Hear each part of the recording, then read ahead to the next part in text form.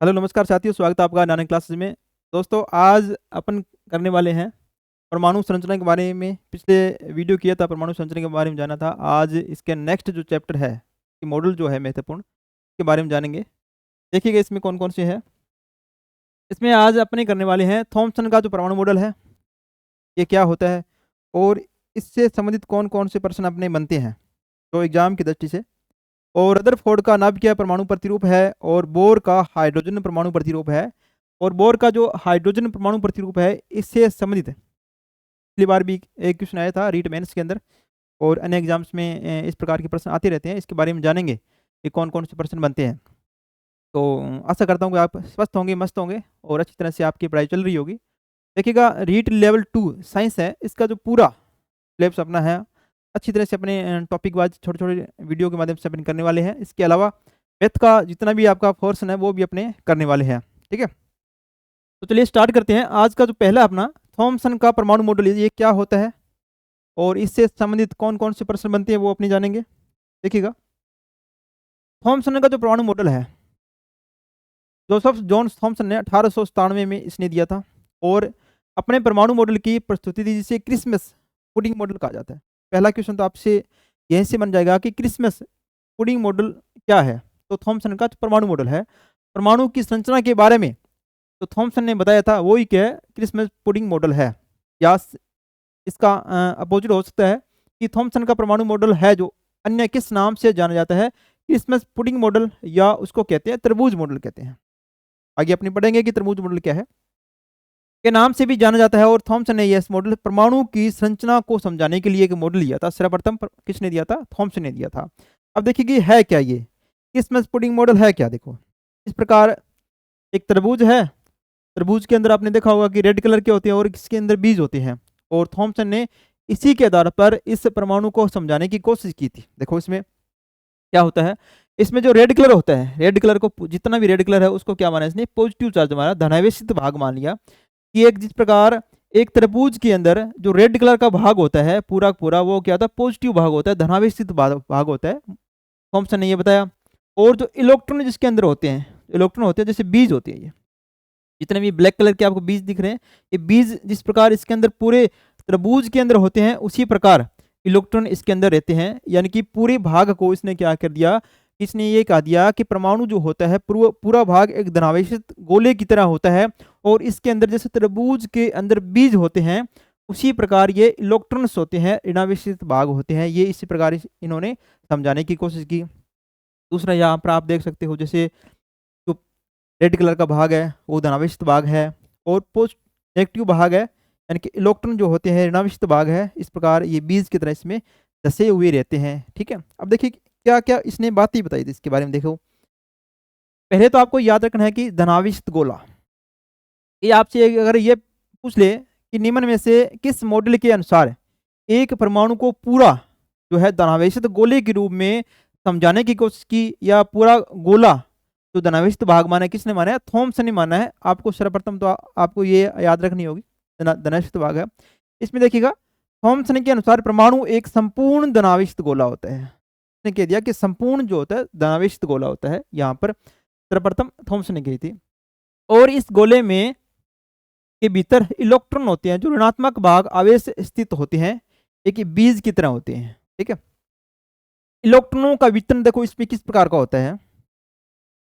Electron परमाणु में किसी विशेष स्थान पर नहीं होते, बल्कि पूरे धनावेशित गोले के अंदर वे समान रूप से फैले हुए होते हैं। यह व्यवस्था एक क्रिसमस पुडिंग जैसी होती है, जिसमें पुडिंग का हिस्सा धनात्मक आवेश होता है और सिक्के के रूप में इलेक्ट्रॉन होते हैं। ये किसने बात कही है?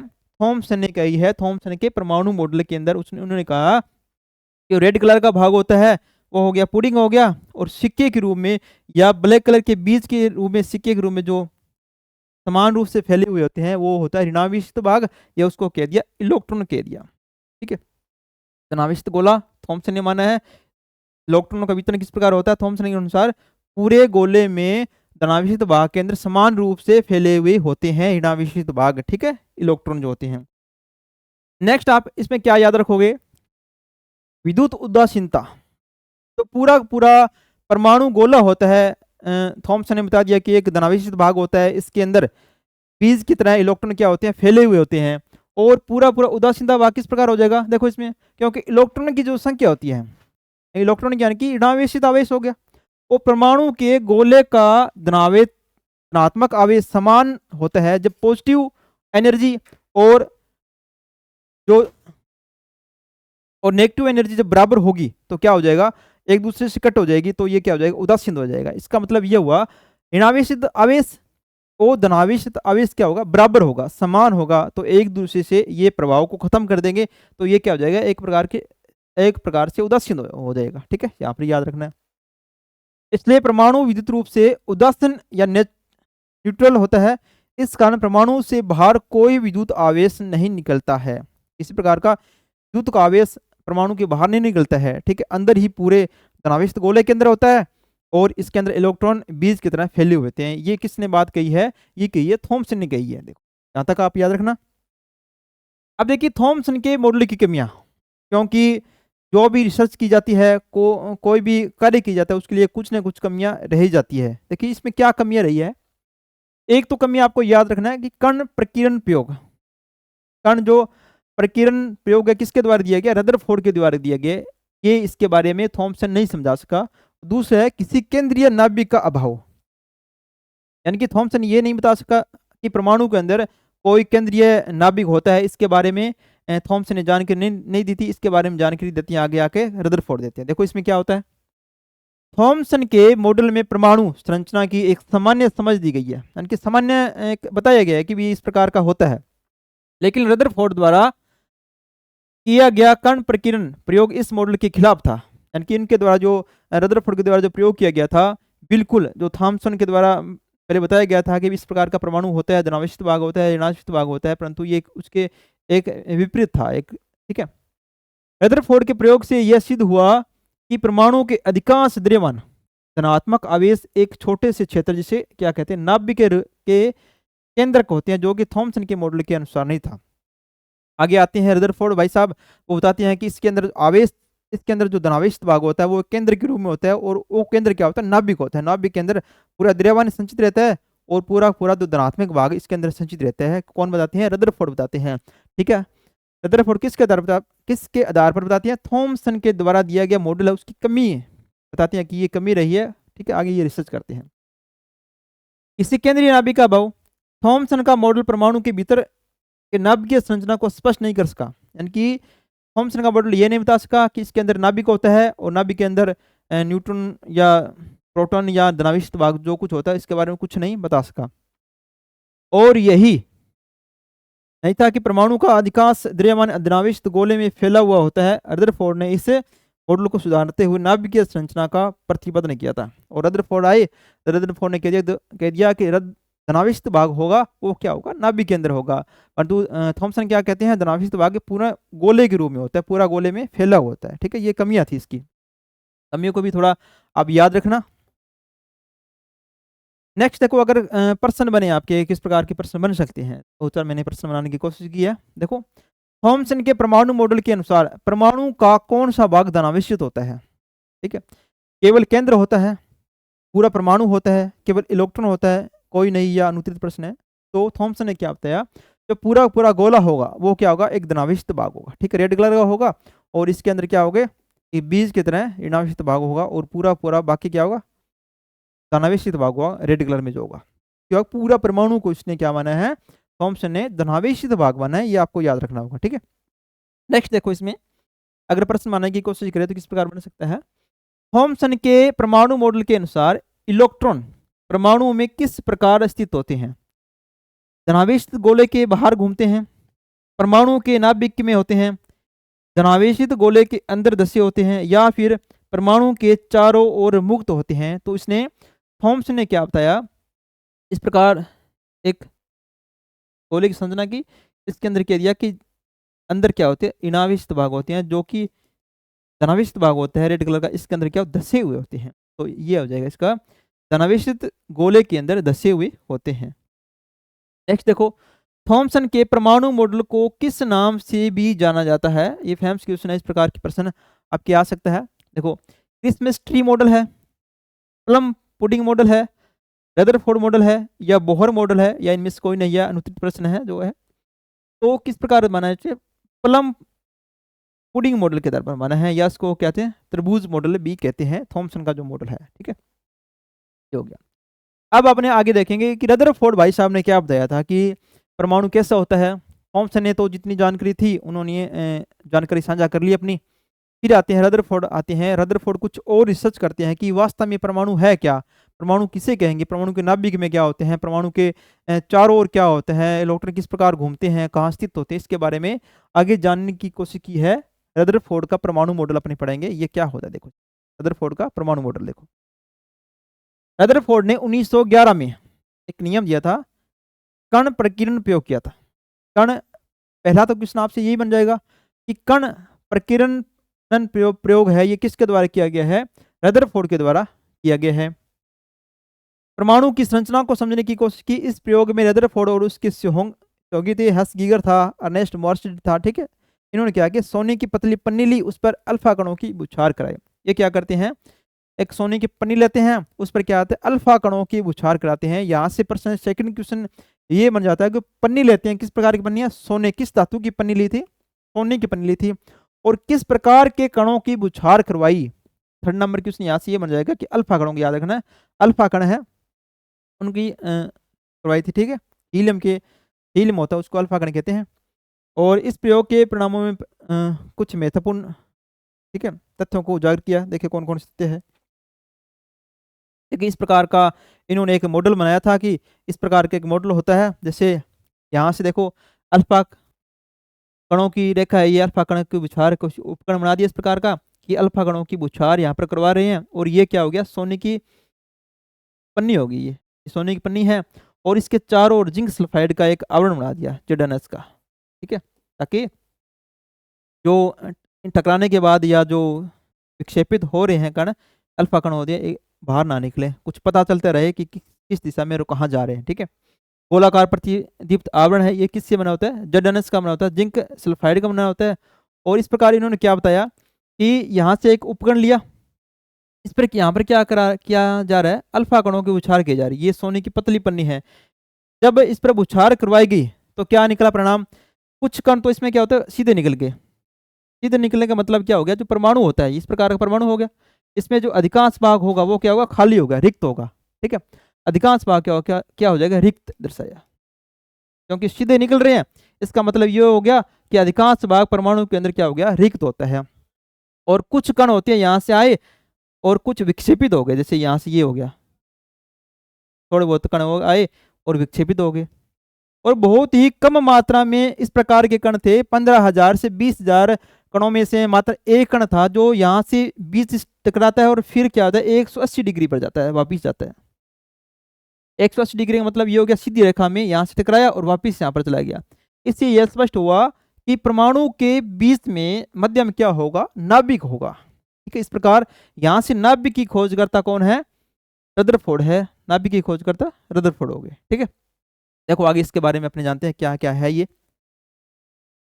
देखो इसमें देखो रदरफोर्ड के परमाणु मॉडल के निष्कर्ष के मुख्य बिंदु क्या है, नाभिक का अस्तित्व। यानी कि यहां से प्रश्न आपका ये बन जाएगा कि परमाणु के अंदर नाभिक होता है, इसका बारे में सर्वप्रथम किसने पता लगाया था, रदरफोर्ड ने पता लगाया था। देखो इसके अंदर रदरफोर्ड के अनुसार परमाणु का केंद्र धनावेशित होता है। किस प्रकार का होता है, धनावेशित होता है, जिसे क्या कहा गया, नाभिक कहा जाता है। और नाभिक की त्रिज्या कितनी होती है, 10 की पावर -15 मीटर होती है। और परमाणु की त्रिज्या कितनी होती है, 10 की पावर -10 मीटर होती है। क्या कह सकते हैं, 1 एंगस्ट्रॉम होती है, याद रखना 1 एंगस्ट्रॉम। इसको क्या बोलते हैं, एक फर्मी बोलते हैं इसको। ठीक है, एक फर्मी बोलते हैं, एक फर्मी, या 10 की पावर -10 मीटर होती है किसकी, नाभिक की त्रिज्या होती है, याद रखना। परमाणु का लगभग संपूर्ण द्रव्यमान नाभिक में होता है। जो परमाणु है उसका जो पूरा पूरा द्रव्यमान होता है कहाँ स्थित होता है, नाभिक के अंदर होता है। किसने बताया, रदरफोर्ड ने बताया। नाभिक में प्रोटॉन और न्यूट्रॉन होते हैं, इसे भारी बनाते हैं। नाभिक का आकार परमाणु के आकार के मुकाबले बहुत ही छोटा होता है। अगर ये पूछ लिया जाए कि नाभिक का जो आकार होता है परमाणु की तुलना में कितना होगा, बहुत ही छोटा होता है। ठीक है, इसलिए परमाणु का अधिकांश भाग क्या होता है, रिक्त होता है। जैसे अगर परमाणु बनाए अपने इस प्रकार, परमाणु हो गया, ये यहाँ पर नाभिक है मान लीजिए, तो पूरा पूरा ये भाग का क्या होगा, रिक्त स्थान बनाएगा। ठीक है, रिक्त होता है।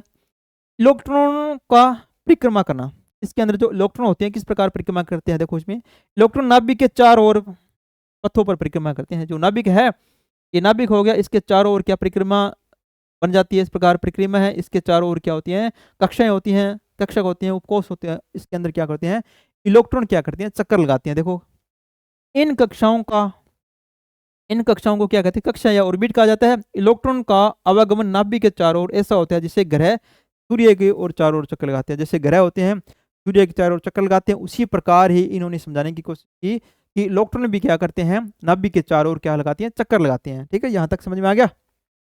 यहाँ पर आपको याद रखना है कि नाभिक का अस्तित्व होता है, किसने बताया, रदरफोर्ड ने बताया।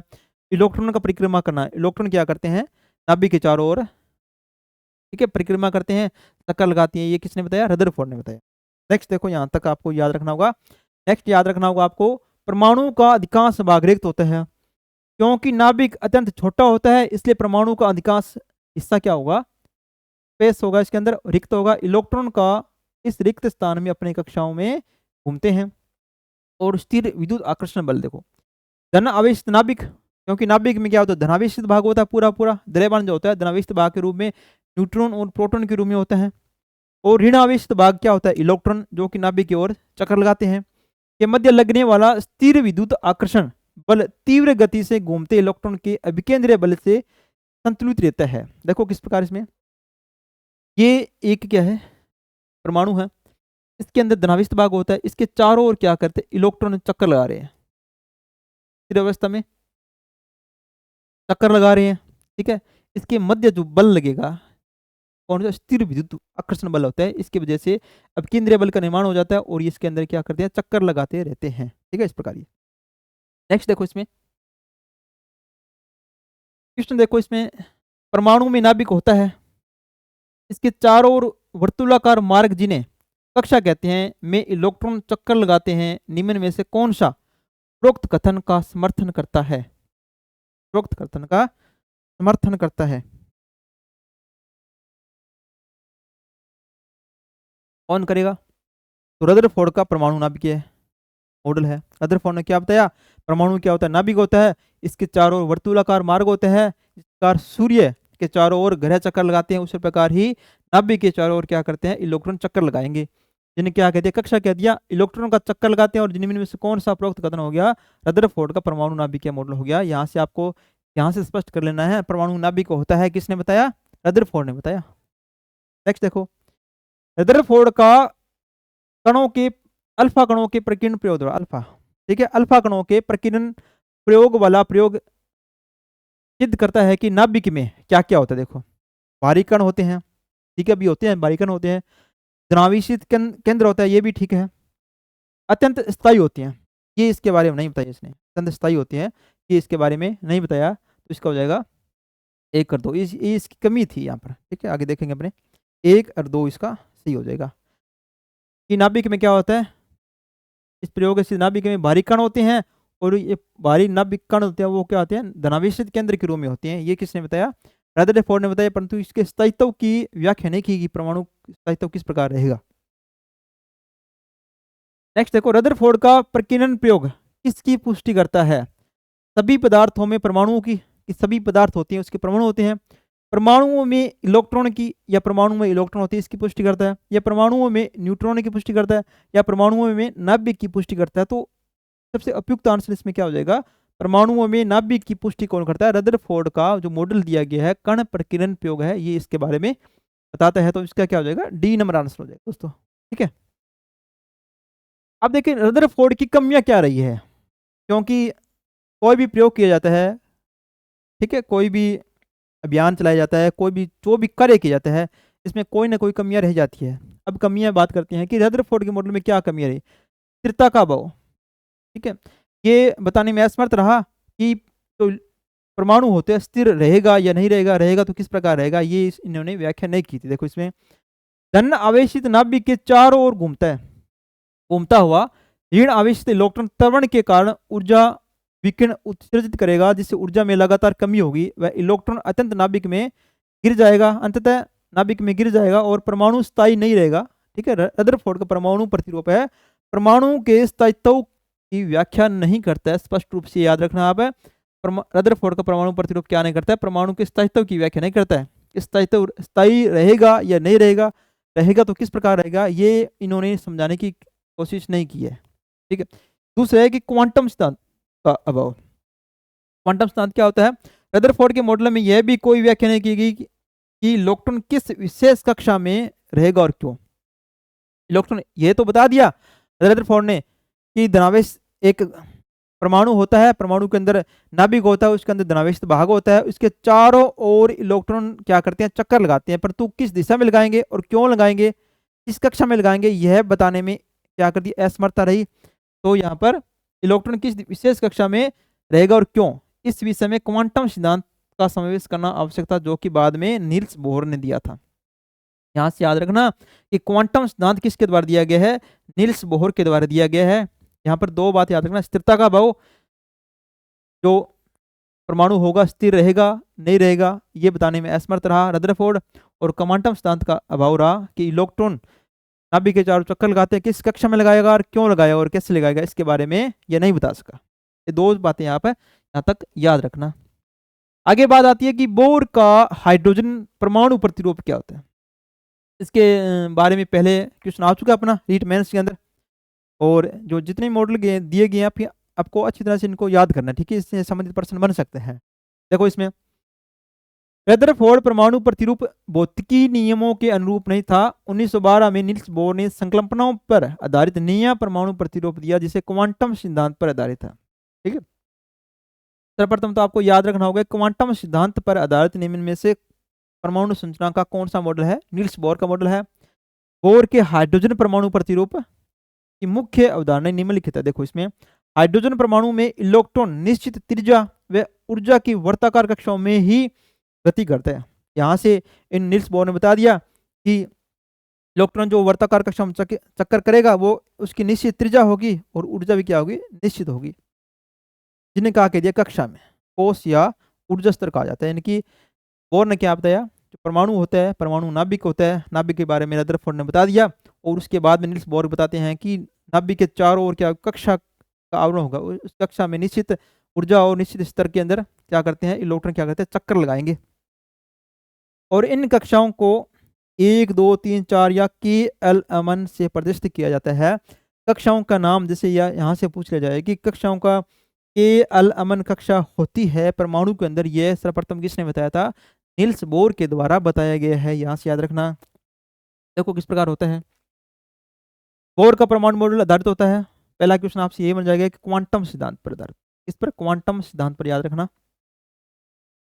नेक्स्ट देखिए इस प्रकार बोर मॉडल जो होता है, एटम किस प्रकार होते हैं, इसमें सेल जो होती हैं, देखो ये इसका पॉजिटिव चार्ज न्यूक्लियस हो गया, इसमें यहाँ पर न्यूट्रॉन और प्रोटॉन होते हैं। इसके बाद जैसे फर्स्ट ये हो गया K सेल हो गया, इसको 1 नंबर दे दिया, L सेल हो गया, इसको 2 नंबर दे दिया, ये कक्षाएं हैं सारी। M सेल हो गया, ठीक है, सेल को सेल कह दिया, कोश कह दिया या ऊर्जा स्तर कह सकते हैं। ठीक है, N सेल हो गए 4 नंबर, इसको इस प्रकार नाम दे दिया। ये परमाणु हो गया, परमाणु के चारों ओर नाभिक, ये नाभिक हो गया, ये नाभिक के चारों ओर क्या होती है, कक्षा होती है, ये कक्षा होती है, इसको KLMN के द्वारा बताया गया, किसके द्वारा, बोर के द्वारा बताया गया, याद रखना। नेक्स्ट आप क्या याद रखोगे, देखो इस प्रकार का प्रश्न पहले आया था पिछली बार, इन कक्षा में इलेक्ट्रॉन का कोणीय संवेग कितना होता है, h/2 पाई, या इसका गुणज होता है, यहाँ से कुछ नमूना था बोर के परमाणु मॉडल में h/2 पाई इसके गुणज होता है, तो कोणीय संवेग के गुणज होते हैं। ये प्रश्न अपना 2023 के अंदर आया था। ठीक है, प्रकार के प्रश्न डायरेक्ट प्रश्न पूछ लिया, यहाँ की 9th 10th की जो NCERT में बुक्स में नहीं है, परंतु पिछली जो RBC बुक है 9th में, उसमें ये स्पष्ट रूप से लिखा हुआ है। तो आप क्या पढ़ोगे इसके लिए, 9th 10th की और बुक्स है पढ़ सकते हो केमिस्ट्री के लिए, और फिजिक्स जो आपकी चैप्टर में है 8 लगभग चैप्टर हैं वो पढ़ सकते हो। ठीक है, और बायोलॉजी के लिए भी 9th 10th की 8th की बुक्स में आपको टॉपिक मिल जाएगी। कुछ टॉपिक ऐसे हैं जो 11th और 12th में पढ़ने होंगे। ठीक है, वैसे तो अपने सारे करेंगे जो इंपॉर्टेंट क्वेश्चन होंगे, देखिए मेरा मकसद ये रहेगा कि आपके ज़्यादा से ज़्यादा प्रश्न सही हो, तो मेन टॉपिक्स पर अपने गुजरेंगे, ठीक है, और फालतू का ज्ञान नहीं बांटेंगे अपने। तो मेन टॉपिक है उन पर ही कार्य करेंगे अपन। देखो कोणीय संवेग कितना होता है, h बटा 2 पाई, या इसका क्या होता है गुणज होता है। देखो इसमें क्या होता है, h क्या होता है प्लांक नित्यांक हो गया, इलेक्ट्रॉन का द्रव्यमान m है, इलेक्ट्रॉन का वेग है v, कक्षा की त्रिज्या, यहाँ से भी प्रश्न बन सकता है, याद रखना। ये आपको दे दे m v r equal n h upon 2 pi दे दे, यहाँ से पूछ ले कि यहाँ पर h क्या है, m क्या है, v क्या है, r क्या है, यहाँ से याद रखना होगा, ठीक है। अंश प्लांक नित्यांक है, इलेक्ट्रॉन का द्रव्यमान m है, इलेक्ट्रॉन का वेग v है, कक्ष की त्रिज्या है।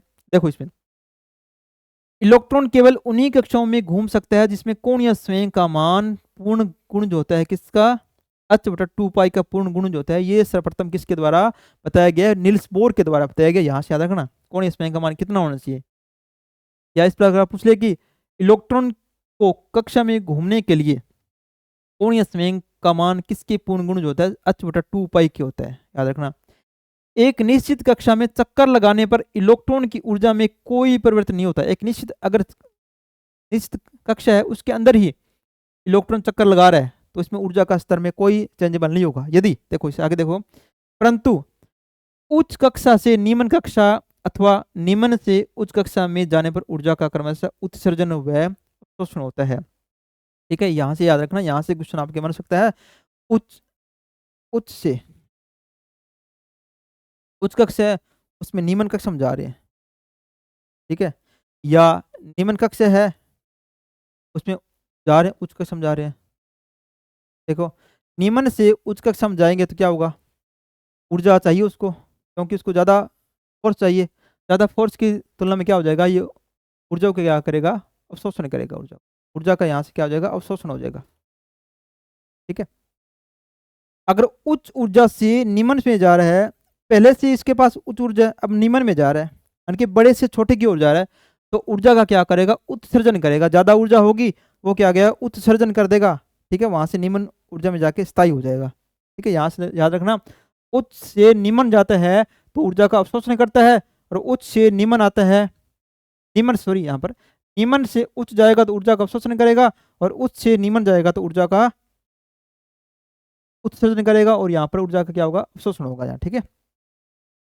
इसमें एक कमी थी, यहाँ देखो केवल एक इलेक्ट्रॉन वाले तत्व के लिए लागू था। ये कक्षाओं का आकार वर्ताकार माना इसने, इसने कहा कक्षाओं का आकार वर्ताकार है, परंतु रदरफोर्ड ने क्या क्या कह दिया, ये वर्तुलाकार में घूमता है। जैसे ग्रह सूर्य के चारों ओर चक्कर लगा रहे हैं वर्तुलाकार कक्ष में, इस प्रकार होते हैं, परंतु इसने कहा बोर्स ने कह दिया कक्षाओं का आकार वर्ताकार माना।